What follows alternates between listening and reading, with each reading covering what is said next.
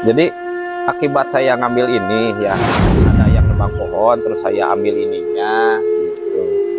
Ya saya sampai 2 bulan berturut-turut terus-terusan didatangin siluman ular. Sampai dia sempet ya pingin ngajak nikah juga. Makanya saya cuma ngingetin ya. Jadi kita jangan sembarangan asal ngambil.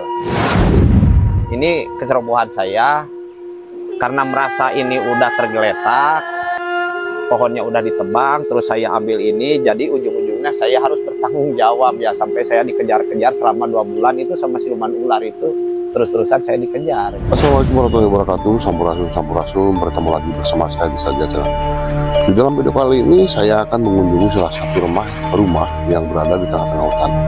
Beliau itu tinggal satu keluarga di tengah-tengah hutan, jauh dari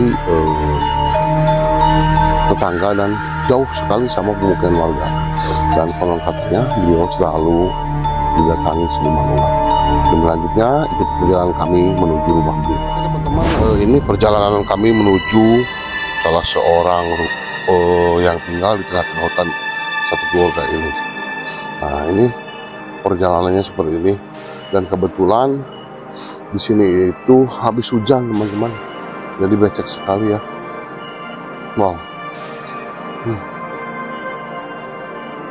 Nah, di sini kebetulan sudah menunjukkan jam 5 hampir setengah 6. Benar ini becek sekali teman-teman.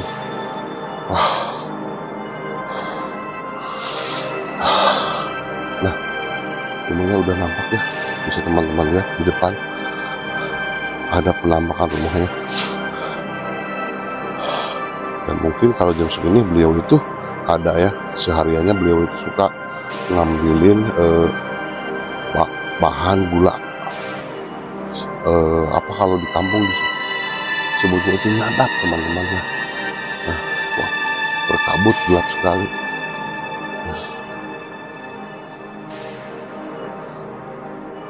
Ini ada kandang kambing punya beliau.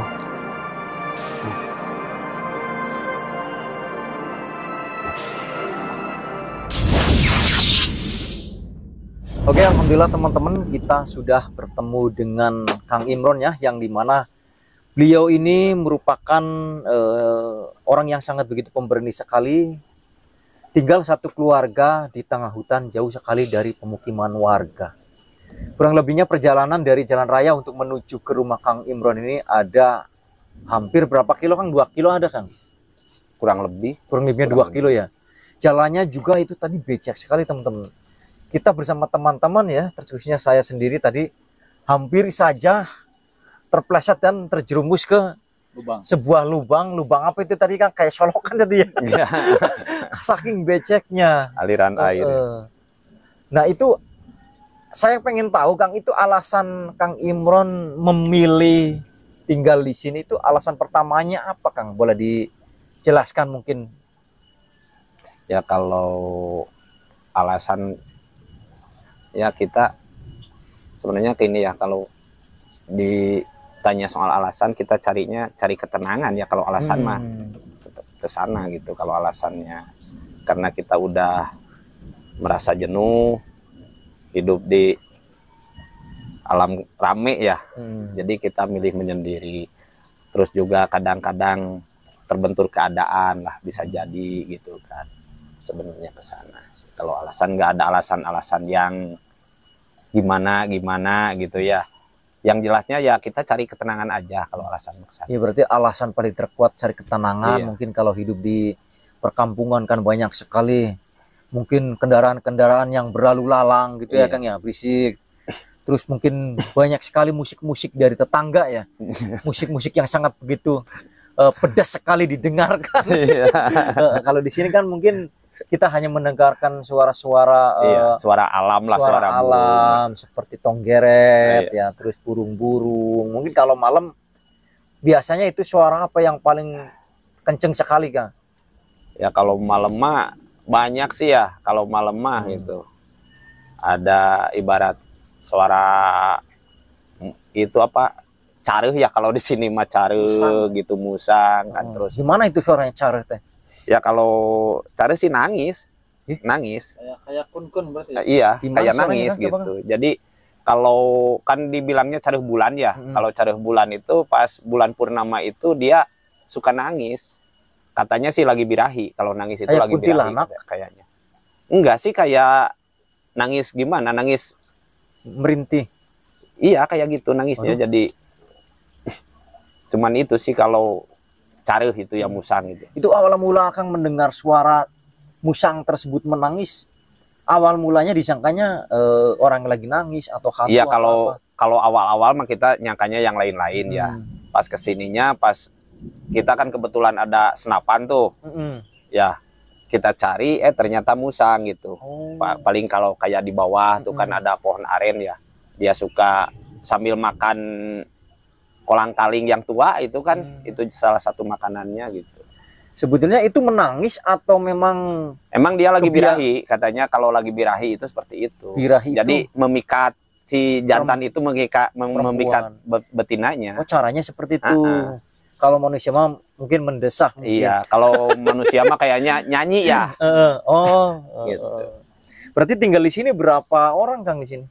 Kalau di sini banyak sih, ada 8 orang. 8 orang, siapa aja? Kebetulan kan saya, istri, terus mertua ya. Mertua ada 2. Mertua yang perempuannya di sini gitu, karena dia udah tua, jadi kita rawat di sini. Terus anak 2 ya. Terus ada yang nitip tuh anak dari Lembang gitu. Terus ada yang nitip lagi dari Caringin, Bandung. Maksudnya tempat penitipan anak atau gimana kan? Enggak sih, jadi gini, nggak tahu gimana ya, mereka yang satunya yang nitipin dari Lembang itu kebetulan anaknya itu agak gaul di sana, jadi bandel. Jadi bandel lah. Ada berarti di sini? Ada. Kalau yang nggak dari lihat ini Kang di mana? Di dalam. yang ya ada di dalam. Yang bersilat itu. Yang ini yang tadi yang laki-laki itu yang agak kecil. Kebetulan dia kan sekolahnya juga berhenti gitu karena dia bandel. 8 orang ya, lumayan ramai juga berarti ya Kang ya? Kalau yang dari Caringin sekarang lagi pulang sih, lagi pulang ke sana karena kemarin kan Idul Fitri ya. Jadi dia pulang ke sana. Udah berapa bulan berarti di sini Kang? Tahun. Dia udah ini anak-anak. Anak-anak yang dari Lembang mah 4 ya, yang dari Caringin 3 bulan. Berarti sekarang mah lumayan ramai juga berarti ya, Masya Allah. Mungkin makanya saudara Akang menitipkan sama Akang, mungkin kalau di sini pasti mereka pikirannya lebih fresh. Iya. Tidak memikirkan apa sih namanya pergaulan, apalagi kan zaman sekarang laki-laki ya Kang. Iya. Memikirkan pasti geng-gengan tuh Iya, kalau di kota. itu sih akibat gaul di kota itu kan seperti itu. Kalau di sini kan mau gaul sama siapa? Ya, paling gaul sama monyet ya kalau di sini kan sama care gitu. Jadi kebetulan kan bisa dihambat juga ya, pergaulannya bisa dihambat gitu. Nah, kalau boleh tahu Kang Imron ini tinggal di sini sudah berapa tahun, Kang? Kalau saya sih sekitar 8 tahun ya. Kalau saya mah tinggal di sini 8 tahun lebih lah. Kalau sekarang sih udah ukuran lebih. Kalau sekarang itu awal mulanya sebelum menjadi tempat yang sekarang sudah terang, dulunya itu di sini hutan belantara, hutan angker atau bagaimana, Kang? Ya dibilang angker sih enggak ya. Jadi cuman enggak, masih banyak pohon ya, masih banyak pohon gitu. Jadi kalau dibilang angker sih enggak terlalu angker juga gitu. Memang tapi itu menurut saya ya, kalau orang lain sih masuk ke sini, jangankan dulu, sekarang juga masih jarang ya orang lain berani masuk ke sini gitu. Itu orang lain tidak berani masuk ke kawasan ini alasannya dengan alasan paling terkuat itu apa, Kang? Apakah pernah sering diganggu atau bagaimana? Ya katanya sih seperti itu, katanya gitu. Jadi banyak, kemarin aja tuh ada kakak kesini kan benerin cai ya, kakak yang dari bawah tuh benerin air kan, sumber airnya di sini nih di atas. Dia benerin air ke sini, pulangnya sakit gitu. Waduh. Pulangnya sakit. Terus pas di ini ya katanya gitu, ada yang ngobatin katanya. Terus dibilangnya dia itu kena banaspati katanya kan, seperti itu. Ganas ya berarti ya? Katanya sih, wallahu alam sih, kalau saya sih belum pernah nemu ya. Kalau Banaspati kan api. Iya, makanya dia itu kemarin itu sakitnya itu panas, badannya itu panas sampai merah-merah gitu. Tapi itu kakaknya Akang asli melihat berarti dengan mata kepala sendiri. Enggak sih, cuman ada yang ngobatin, Itu katanya orang Banten, dia ngasih tahu ke sini ngobatin. Saking nggak mampunya sampai dibawa ke Banten. Orang Bantennya ke sini katanya. Orang Bantennya ke sini. Nggak, maksudnya berobat di sini, spiritual di sini nggak mampu gitu. Makanya Nggak tahu sih, dia kayaknya ini punya guru, koleganya ke sana. Oh. Punya ininya. Berarti orang Bantennya sampai ke sini. Iya. Dan ternyata setelah berdirian air di sini diganggu sama Banaspati. Tapi Iya. disebut nggak apa-apa ini kan? Enggak masalah sih. Katanya sih kata orang Banten gitu ya. Kalau Banaspati kan itu api ya teman-teman. Iya, Bahaya itu kalau kita terserang langsung kebakar mungkin badan kita. iya. Dan mungkin pengalaman-pengalaman Akang selain dari melihat sosok-sosok makhluk gaib di sini, dan tadi yang dibilang suara seperti menangis, ternyata itu suara dari musang. Itu pengalaman paling menakutkan itu pengalaman seperti apa Kang selama tinggal di sini? Kalau saya ya semasa di sini ya, kalau yang paling menakutkan itu ya kayak didatangin sosok ular itu ya, kayak gitu. Terus ya dengar-dengar suara yang nggak lazim ya, gitu. Nggak Seperti lazim. apa contohnya itu Kang suara? Kayak suara anak-anak itu yang dibilang orok-orok itu kan seperti itu. Terus suara ya banyak sih ya, banyak. Nah, kalau ular, untuk ular tersendiri itu paling menakutkan, maksudnya gimana, ularnya sangat begitu besar atau ular siluman atau bagaimana? Iya, kalau yang saya lihat sih jadi kayak mimpi ya, kayak mimpi tapi kita belum tidur kok itu. Datang si ularnya gitu. Terus pas ini ya dia bisa berubah juga gitu. Kayaknya si ular siluman, bukan ular berubah ini, menjadi bukan ular asli gitu, bukan ular hutan. Ya dia berubah menjadi sosok perempuan. wow, cantik Kang. Ya cantik sih. Kalau perempuan itu pasti cantik. Sama istri Kang cantik mana? Ya cantikan dia. Waduh. Iya. Cantikan istrinya. Iya, cantikan dia Kalau, sih. kalau bilangnya cantikan itu nanti nggak dikasih. Dia itu siapa maksudnya? Ya itu. Oh, istrinya di belakang ya. Tapi kalau dibandingin sama siluman sih mungkin istrinya nggak marah Kang. Iya, Karena enggak. bukan manusia. Enggak, kalau dibandingin sama manusia sih dia Wah. marah, dia cemburu kan. Kalau dibandingin sama siluman ya dia enggak bakalan cemburu juga. Kesannya tuh gimana ya kok manusia dibandingin sama siluman. Ya gini kan mungkin kronologinya kok apakah dulunya di sini sarang ular kah? Terus si siluman ular tersebut sampai sekarang apakah sering berkunjung ke sini? Nah, biasanya kalau ular yang berkunjung kayak gitu tuh pasti ajakannya menikah. Coba Kang bisa ceritakan kok kenapa di sini, apakah sekarang sering komunikasi kah atau gimana gitu? Kalau sekarang sih kayaknya udah jarang ya. Enggak gitu. Kalau sekarang mah enggak ya. Enggak pernah muncul lagi, enggak pernah komunikasi ya. Kalau dulu sih dia sempat pingin ikut nginep juga kan di sini gitu. Karena itu di sini itu kan kebetulan ada sumber air gitu. Ya, ada sumber air, pas si daerah sumber mata airnya itu kayunya ditebang gitu. Jadi kayaknya tempatnya kayak diganggu gitu. Jadi kayak terganggu karena kayu-kayunya ditebang gitu. Jadi dia nggak ada tempat tinggal, terus dia ikut nginep di sini gitu. Ikut tinggal dulu sementara di sini. Berapa bulan di sini? Cuman sih dapat 2 bulan lah kalau nggak salah, 2 bulan itu. Karena kita berangkat ke, jadi gini, dia ke sini, dia tinggal di sini 2 bulan, terus kita ke sana, ya kita rapiin lagi lah ke sana, sampai kita di sana itu nanam pohon gitu buat gantinya gitu. Nah itu Kang, saya lihat yang di samping Akang tuh kayak ada tongkat ya atau itek, tapi kayak ular melingkar. Apakah itu ada hubungannya dengan sosok ular yang mendatangi Akang, Kang? Atau mungkin yang tadi disebut pohonnya ditebang itunya diambil atau gimana? Enggak sih, kalau dibilang saya juga nggak tahu ya. Kalau soal hubungannya saya juga nggak tahu gitu. Cuman ini kebetulan saya pas jaroh. Saya itu jaroh kan di sini ada tempat jaroh yang Arya Wirabaya tuh sebelah sana tuh gitu. Saya jaroh ke sana. Saya seneng lihat akar ini gitu. Coba ke bawa ke depan. Nah, Saya senang lihat akar ini ya saya ambil gitu. Saya nggak ada maksud apa-apa sih. Memang sih dulu itu pernah saya bawa ya pas acara nyangku tuh. Di sini kan suka ada upacara sakral nyangku. Pas saya bawa banyak yang minta sebenarnya, nggak tahu sih. Tapi mendapatkan akar ini setelah kedatangan sosok ular siluman tersebut atau kapan? Ya sesudah, Langsung sesudah. dapat ini. Iya. Cuman nggak bukan dari sana gitu. Jadi ini dari hasil jaro gitu.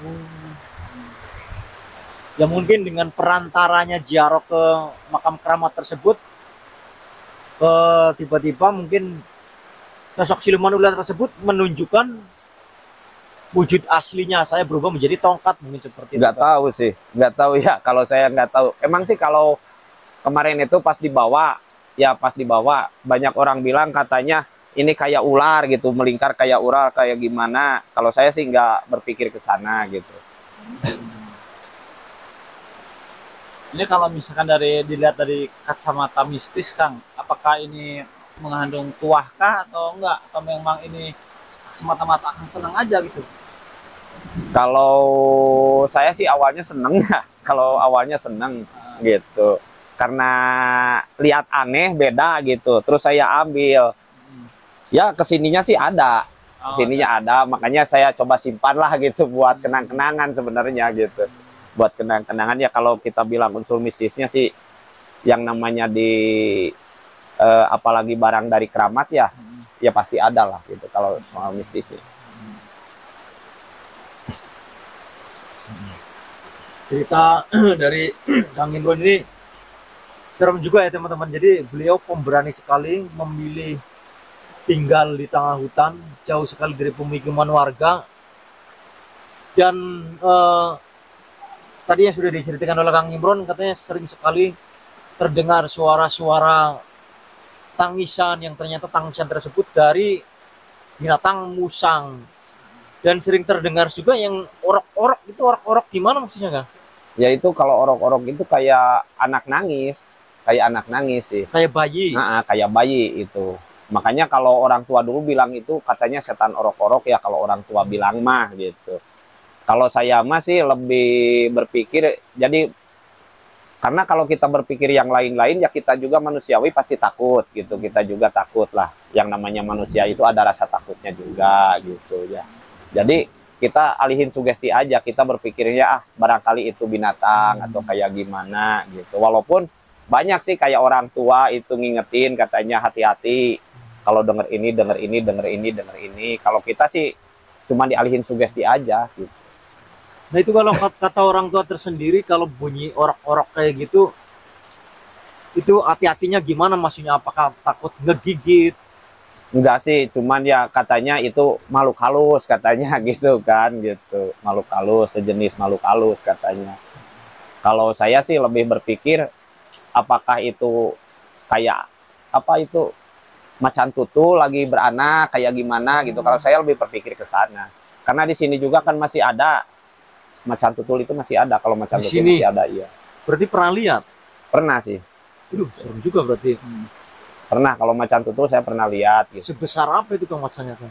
Ya paling segede anjing lah, Segede anjing yang kecil atau yang gede? yang agak gede. Kalau yang ini mah gitu. Tapi nggak ngegigit itu, nggak ngejar? Enggak sih, karena ya yang namanya hewan ya. Kalau gini kalau prinsip saya ya. Hewan itu jarak 100 meter dia itu udah tahu kok. Keberadaan manusia itu dia udah tahu. Terus dia juga sama-sama takut sebenarnya gitu. Dan kalau prinsip saya mereka berani nyerang itu karena mereka kepepet atau merasa terganggu baru mereka berani nyerang ke kita gitu. Makanya kalau buat saya sih yang penting kita enggak mengganggu mereka gitu. Dia juga enggak berani. Paling dia cuman berputar sekitaran sini. Kan kebetulan di sana itu tuh sebelah sana ada apa hutan lindung ya gitu. Kebetulan agak luas juga gitu. Kalau hutan lindung kan berarti banyak harimaunya biasanya ya? Enggak sih kalau harimau yang loreng itu enggak ada, cuman kalau macan tutul ada. Gitu. Saya pernah lihat. Nah, Kang, mohon maaf, ini kan yang saya perhatikan dari segi penampilan tuh Kang, itu Kang kayak bukan orang sembarangan. Jadi kalau dilihat dari sekilas mirip mungkin spiritual ya. Mungkin kalau saya boleh nanya dan Kang boleh jawab, eh, ilmu apakah mungkin yang sekarang Akang lagi apa namanya jalankan, atau misalkan entah itu lagi menjalankan tirakat apa, atau misalkan lagi eh, mencari ilmu apa, mungkin Akang bisa terangkan sedikit. Kan nggak, mungkin nggak sekonyong-konyong orang yang tidak mempunyai kemampuan yang lebih tinggal di hutan kayak gini, dan ini kita benar-benar serem Kang, seperti itu. Mungkin ya sedikit kita membuka latar belakang kenapa Akang begini. Ya kan dari tadi juga ada yang nitip anak juga, mungkin orang mempercayakan ini ke Akang untuk dididik, untuk dikasih ilmu atau apa gitu. Jadi gini ya, emang nggak bisa dipungkiri ya, karena walaupun kita nggak mencari ilmu apapun, nggak ada niatan untuk mencari ilmu ya, kita berangkat ke sini itu dasarnya nggak ada niatan untuk mencari ilmu. Karena kenapa kita kadang-kadang lari ke arah spiritual ya, misalkan ada lah tarikan ke arah spiritual yang seperti dibilang tadi gitu. Itu karena kayaknya karena ketenangan ya, ketenangan alam, ketenangan pikiran kita, batin kita, otomatis energi-energi yang ada di batin kita itu terbuka kayaknya gitu ya, gitu. Jadi seperti itu. Terus saya juga nggak tahu ya, kadang datang orang ke sini nitipin anak yang depresi atau yang kayak gimana gitu. Seperti itu. Ya kayaknya karena alamnya tenang ya. Ya alhamdulillah lah gitu. Karena dorongan alam yang tenang sehingga membuat pemikirannya itu menjadi tenang. Sebenarnya kalau ke arah spiritual sih kita nggak bisa mengakui kita itu bisa atau enggak ya, gitu. Jadi kita nggak bisa bilang bisa gitu. Kalau ke arah spiritual. Nah kalau untuk ilmu yang Akang lagi apa namanya lagi dijalankan itu ilmu apa? Ya kalau ilmu ya kita lebih mengejar ke ilmu ketenangan jiwa sebenarnya ya. Kita pingin hidup tenang, terus pingin hidup gimana ya? Susah sih dibilangnya ya. Kalau soal ilmu karena kita di sini kan nggak ngaji ya, nggak ini gitu. Boro-boro tirakat gitu sebenarnya. Jadi kita lebih mencari ketenangan sebenarnya kalau ilmu itu. Ya kalau saya di sini kebetulan di sini kan yang namanya ini kan masih daerah Panjalu ya. Kalau orang bilang sih kita mempelajari ilmu soal Panjalu. Kalau orang bilang gitu ya. Orang bilang sih ilmu kepanjaluan katanya orang bilang gitu. Tapi kita nggak berani ngaku-ngaku kok. Karena takut ada yang tersinggung atau kayak gimana. Ya maksudnya kalau biasanya kan kalau orang spiritual itu menjalankan ilmu-ilmu dari leluhur Kang. Nah, bisa nggak salah satu aja disebut misalkan contoh ilmunya, apakah akan lagi menjalankan ilmu Braja Musti, ilmu menghilang atau Rogo Sukmo atau apa gitu? Ada nggak kayak seperti ilmu-ilmu kayak gitu yang orang-orang zaman dulu lakukan gitu? Enggak sih. Kalau kita gimana ya? Tabu sih kita kalau mau ngomongin ke sana kita tabu ya. Cuman kalau kita di sini gini ya, kita itu lebih gini, emang ini juga kayaknya ada tuntutan dari leluhur juga gitu, karena nggak bisa dipungkiri di sini kayak di sini nih ada makam leluhur juga kan, namanya Eyang Arya Wirabaya, itu masih leluhur keturunan Panjalu. Jadi merasa kita orang Panjalu, jadi kita mempelajari gitu bagaimana cara hidup leluhur kita itu orang Panjalu itu seperti dulu itu seperti gimana. Yang jelas kan orang-orang leluhur Panjalu itu dulunya terkenal lah, sampai maaf ya semua orang itu tahu gitu cara hidup orang Panjalu itu seperti gimana. Lah kenapa nggak kita pelajari dari sekarang gitu, nggak kita gali lagi, nggak kita pelajari? Kalau saya sih lebih cenderung mencari gitu ke sana sebenarnya kalau sekarang. Jadi pingin mengetahui gimana sih kehidupan leluhur-leluhur kita itu terdahulu gitu. Seperti itu. Apakah boleh disebutkan salah satu Kang nama ilmunya gitu? Selain tadi ilmu ketenangan jiwa gitu. Jadi gimana ya kalau Panjalu mah cuma dibilangnya gini ya. Dibilangnya gini bahasanya ilmu karahayuan katanya gitu. Nah, benar berarti. Kalau Panjalu itu seperti itu. Kalau Rahayu berarti banyak disukai orang ya. Seperti itu atau gimana? Jadi kalau arti Rahayu itu luas. Ya, jadi gini. Pengasihan masuk berarti ya. Pengasihan masuk ya. Terus kita apa dalam artian keselamatan gitu dunia dan akhirat gitu. Ya kalau arti Rahayu itu luas sebenarnya gitu. Kan salam Rahayu. Iya, kalau Rahayu itu sebenarnya Santi, luas. Santi gitu Iya. Om Swastiastu. Bukan. Nah, yang Kang Imron pakai juga ini seperti yang Kang Deddy kuliah dipakai ya?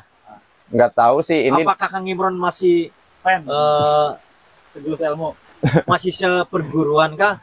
Atau memang Kalau mengenal beliau kah? enggak sih, enggak. Kalau dibilang seperguruan ya jauh ya. Kita enggak tahu dia berguru di mana, kita berguru di mana. Apalagi kita nggak punya guru ya.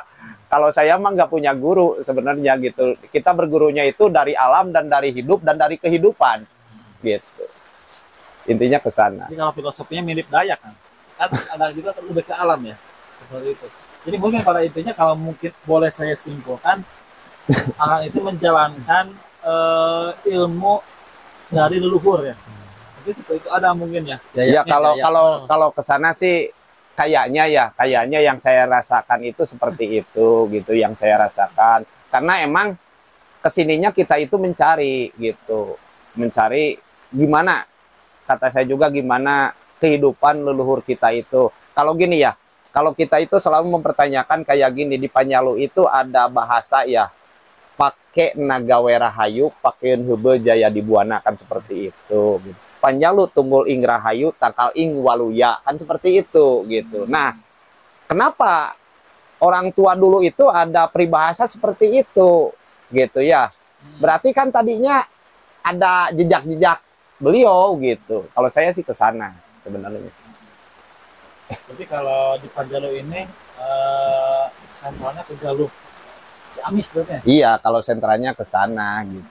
Nah, mungkin terakhir ini saya bertanya, kenapa sih saya kalau melewat ke Ciamis ini, khususnya wilayah Ciamis, itu hampir setiap gang atau misalkan jalan itu selalu ada gada-gada yang pasti di situ ada sosok harimau. Nah, Mungkin Akang bisa sedikit jelaskan. jadi gini ya, kalau Kaitannya gitu. kalau kita bilang gini ya, jadi emang sih ada sejarahnya ya. Sejarahnya itu emang ada katanya sekitaran wilayah Panjalu, khususnya umumnya Galuh ya katanya itu ya. Jadi dijaga oleh sosok harimau. Itu yang namanya Bongbang Larang sama Bongbang Kencana gitu kan, seperti itu. Nah, terus kesininya kalau kita di sini bilangnya itu bukan harimau, kita bilangnya maung gitu. Kalau di sini bilangnya gitu. Jadi bukan maung ya gitu, maung gitu. Kalau maung itu kan bisa diartikan manusia unggul kan, seperti itu. Sebenarnya singkatan gitu. Jadi kalau orang Panjalu itu bilangnya bukan maung gitu, maung gitu. Manusia unggul gitu. Maung teh manusia unggul. Iya, maung. Maung gitu, manusia unggul kan, seperti itu. Ada jeda, jangan disatuin. Iya. Ya. Cuman ya karena mulut kita mulut Sunda ya, jadi maung udah aja kayak gitu gitu. Harimau gitu ya. Makanya di sini suka ditandain, apalagi yang di Nusa Gede gitu, ada maung bodas, maung hideng. Jadi seperti kehidupan lah, ada kebaikan, ada kejelekan gitu, ada. Jadi kita pasangan, hidup itu berpasangan gitu. Dalam diri kita itu kan juga sama, ada yang putih, ada yang hitam dalam diri kita itu. Gitu. Itu cuman gambaran sih sebenarnya, kalau kita kaji lebih ke dalam ya. Jadi lebih banyak masuk ke dalam diri kita sebenarnya gitu. Mantap ya, ini Masya Allah sekali. Jadi Kang Imron ini kalau digali lebih dalam lagi, ini dalam sekali nih teman-teman. Jadi ilmu tentang leluhur Sunda itu kayaknya dapat gitu ya. Kalau tadi itu jadi ciri khasnya itu putih, sama kayak Kang Deddy Mulyadi. Jadi lebih melestarikan budaya Sunda ya Kang. Iya. Masya Allah. Mungkin Kang ada kata-kata untuk era zaman sekarang, khususnya terkait dengan kita orang Sunda seperti apa? Kalau saya mah cuma ngingetin gini ya, maaf ya. ini saya udah berapa hari ya, kalau nggak salah adalah berapa bulan ke belakang itu saya pernah dengar ada yang ngingetin. Jadi kalau bisa ya, kalau bisa mari kita kembali lagi. Maksud kembali lagi bukan kembali ke zaman dahulu gitu ya, tapi kembali lagi ke pelajaran atau filosofi orang tua terdahulu. Kayak gini, kayak alam, mari kita jaga alam, kan gitu. Kita itu hidup berdampingan dengan alam. Kalau ibarat kalau bahasa Sunda gini, ya, leuweung diruksak, gitu kan. Anak balangsak kan seperti itu kalau bahasa Sunda kan seperti itu. Jadi dalam artian kenapa kita bilang leuweung diruksak anak balangsak? Ibarat gini, di sini sumber mata air, kayunya ditebang, otomatis air itu nggak ada sumber mata air. Jadi anak cucu kita itu ke depannya ya susah, kesusahan air. Makanya balangsaknya itu ke sana sebenarnya. Makanya kalau saya pesannya gini ya, mari kita cobalah kita kembali ke kearifan terdahulu gitu, ke pelajaran-pelajaran terdahulu. Jadi orang-orang tua terdahulu itu cukup dengan mengatakan pamali, katanya kan seperti itu. Jadi kita jangan ngambil suluh dari sini, jangan berani nebang kayu di sini, pamali katanya gitu. Sebenarnya ke sana. Kalau zaman sekarang sih ya kita kan gimana ya? Udah sama lah gitu. Iya, udah muncul bahasa ya mah sembrono gitu ya, udah jorok. Kita itu sebenarnya hidup kita itu udah jorok. Jadi kita kadang-kadang nggak memperhatikan masa depan atau kayak gimana gitu. Yang penting kita nyaman sekarang, kita nggak berpikir anak cucu kita ke depannya seperti apa. Gitu. Seperti kalau saya sih lebih ke sana. Alhamdulillah ya teman-teman, ini banyak sekali pelajaran kata-kata dari Kang Imron ini, dan saya dan teman-teman juga sebagai warga Jawa Barat asli ya, orang Sunda. Jadi benar kata Kang Imron, kalau nggak sama kita dilestarikan oleh siapa lagi? Kita itu kembali bukan zamannya tapi lebih ke pemahamannya. Kalau orang-orang zaman dulu kan lebih rapi, mencintai alam gitu. Silih asah, silih asih, silih asuh. Ya kita kan kayak gitu ya, kayak ini aja, kayak Siliwangi kan. Bukan kita kembali membuat kerajaan Siliwangi lagi kan, bukan seperti itu, karena kita udah jelas kan NKRI gitu, Negara Kesatuan Republik Indonesia, itu udah nggak bisa dirubah. Cuman mari gitu, ajaran-ajaran Siliwangi kayak silih asah, silih asih, silih asuh, kenapa nggak kita terapkan gitu? Karena itu jelas gitu, nggak apa di Islam juga ada kan, kayak Rohman, Rohim, kan welas asih itu sama kan gitu. Kenapa sih nggak kita pelajari lagi ke sana? Jadi gitu. Masya Allah. Ya luar biasa ya teman-teman. Ambil baiknya, buang buruknya. Mungkin sampai ketemu lagi di video selanjutnya. Saya dan rekan-rekan pamit undur diri. Wassalamualaikum warahmatullahi wabarakatuh. Waalaikumsalam.